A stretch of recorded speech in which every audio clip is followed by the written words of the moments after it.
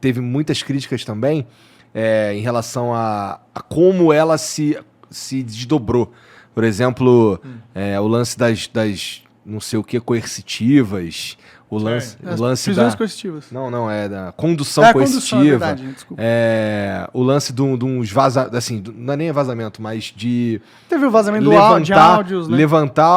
Remover o sigilo de determinadas coisas, como da ligação da Dilma lá pro Lula e tudo mais.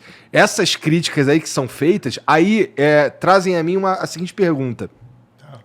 Dava pra fazer isso de um jeito que a gente conseguisse eliminar todas essas críticas? Por exemplo, existia um jeito menos... que armasse menos os inimigos políticos? Não dava, porque na verdade você tem que entender o seguinte: se não fossem essas críticas, iam ser outras. Tá? É a história que eu falei aqui do PowerPoint. Esqueça a corrupção. Esqueça que o Lula foi condenado em primeira instância por mim. Eu dei a sentença. Esqueça que a sentença foi confirmada pelo tribunal em Porto Alegre por 3 magistrados, 3 juízes profissionais. Esqueça que depois essa mesma sentença foi confirmada em Brasília pelo tal do STJ, Superior Tribunal de Justiça, por outros 5 juízes.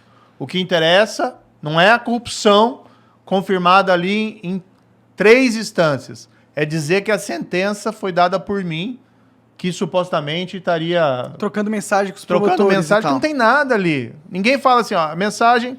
Isso aí virou uma lenda, né? Tá, você vai olhar as mensagens lá. O que tem nas mensagens?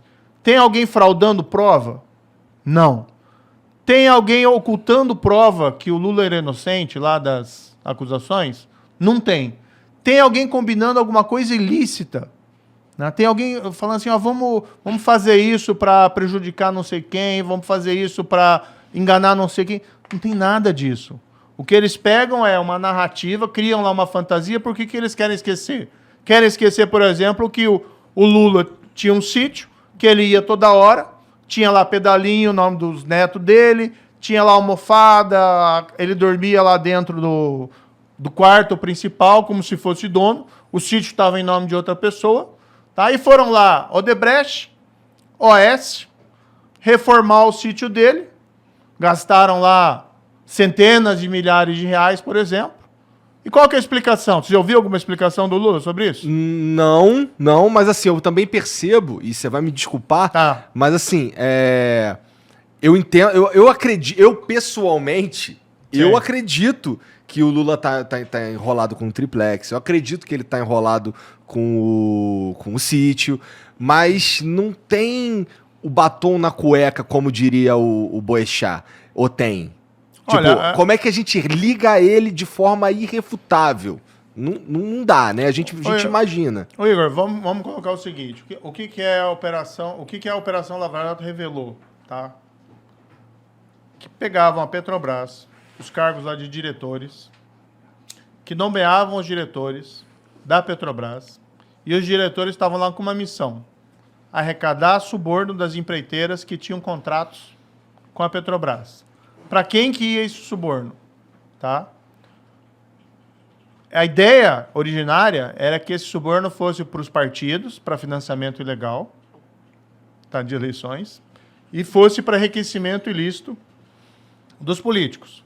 E aí você tem, segundo lá está nos autos, as condenações, segundo lá declararam os colaboradores, os criminosos arrependidos, ia lá principalmente para o PT, para o PP, para o PMDB, mas tinha outros partidos também que receberam, políticos ali que receberam. Tá? Isso está na sentença, isso tem documento, não é só palavra de colaborador, está tudo lá documentado. Isso aconteceu por uns 10 anos. Durante qual governo? Governo do Lula, do PT. E foi ainda parte do governo da Dilma. Diretores nomeados por quem? Diretores nomeados pelo Lula. Tá? Ou seja, teve todo aquele esquema criminoso que hoje resultou já 6 bilhões de reais, tá? Recuperados pela Petrobras, naquele esquema de corrupção. 6 bilhões de reais. Tá? E assim, quem que é o responsável por tudo isso? O juiz e o procurador do PowerPoint. Né? Enfim, né? Eu acho assim... é querer muita ingenuidade nossa. Até porque você nunca viu. Você já ouviu o Lula falar assim, puxa, eu errei na nomeação. Eu reprovo o comportamento... José Dirceu foi condenado. Tá? Foi condenado tanto no mensalão, que é aquele caso julgado pelo Supremo, que teria recebido lá suborno, ou participado do esquema de suborno. Foi condenado na Operação Lava Jato. Foi descoberto lá que tinha um dos diretores da Petrobras, tá? Que parte do suborno encaminhava para ele, tá? Isso foi utilizado lá para comprar imóvel, para reformar imóvel dele. Isso está documentado. Isso foi confirmado em sentença de primeira instância, em sentença de apelação lá do Tribunal de Porto Alegre. Ou seja, você tem as provas ali, entendeu? Se eu vi alguma vez o Lula falar assim, puxa, o José Dirceu fez coisa errada, ele não está mais do meu lado. Ele não participa mais aqui do PT. Ele vai ser expulso do PT. Você já ouviu alguma coisa assim? Não. Aí você pega o Palocci. Palocci foi bombástico também na época, né? Palocci, ministro da Fazenda do Lula. Tá. Palocci era o cara que depois que saiu do governo ficou lá ajudando, né, o presidente Lula nas coisas dele e participou das campanhas, das organizações da campanha. Tá lá no processo e tal. O cara vem, né, e fala tudo aquilo que fala.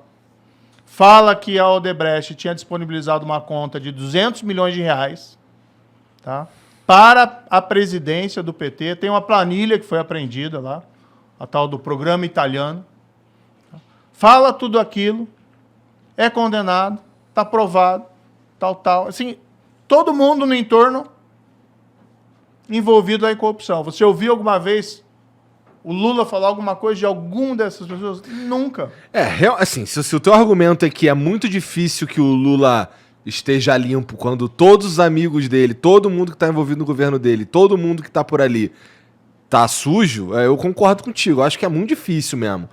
Mas ele não... Assim, eu também acho que ele foi hábil o suficiente para esconder tudo que ligasse a ele qualquer tipo de... qualquer movimento nesse sentido de forma cabal. Porque assim, a gente tem, eu não sei, uma coisa que ligue o Lula de forma irrefutável. Porque assim, eu escuto bastante e já vi muita gente falando, já li sobre isso também, que... o que tem contra o Lula ali é o que a gente imagina que seja, sei lá. Por exemplo, tem toda a cara de ser do Lula, mas, porra, não tem nada que realmente ligue ele a essa porra. Mas, Igor, como é que você explica que as empreiteiras, OAS... Eu acho que ele tá sujo, só pra... Como é que você explica que a OAS e a Odebrecht, o sítio que o Lula frequenta, elas vão lá e reformam o sítio, gastam, mas não é uma reforminha. Né? A minha reforma... Se eu reformo meu apartamento, aí é uma coisinha lá que eu gasto, sei lá, 5 mil reais, 10 mil reais. Se for minha esposa, vai gastar mais. Né? Então, a reforma do sítio é outra coisa. Né? Casa de centenas de milhares de reais. Não lembro aqui o valor exatamente. Né? Qual que é a explicação que você ouviu até hoje sobre essa reforma? Alguma explicação? O dono fala o quê? Isso aí não é comigo. Eu não sei o que foi isso e tal, etc. E as empreiteiras, o que as empreiteiras falam? Que a reforma foi pro Lula. Foi pro Lula. E não pagou nada. Entendeu? Então, assim, claro que são percepções, avaliações, mas, assim, como é que você explica isso? Entendeu? Não tem explicação. Se fosse, por exemplo, que agora vem todo mundo, né? Que se corrompeu, que recebeu lá dinheiro da Odebrecht. Vamos fazer uma CPI porque ele foi trabalhar depois no setor privado por uma empresa de consultoria que outro ramo e por outros rendimentos lá prestou serviço para o Odebrecht. Serviço lícito. Né? Ninguém fez nada de errado na Álvares Marçal. Uma empresa renomada, de reputação ilibada. Eu não recebi um tostão e não prestei serviço lá. Agora não vamos para cima de mim. Agora o Lula, que tem sítio reformado lá por Odebrecht, pro OAS, o Lula, que deu um monte de palestra lá para Odebrecht, para OAS, recebeu lá muito mais, milhares, centenas de milhares, 250 pau por palestra. Pra mim tá aí a corrupção, né? Tipo, assim, é que foda que se for olhar pra isso, você vai falar pro Clinton, pro Obama, que também recebem, né?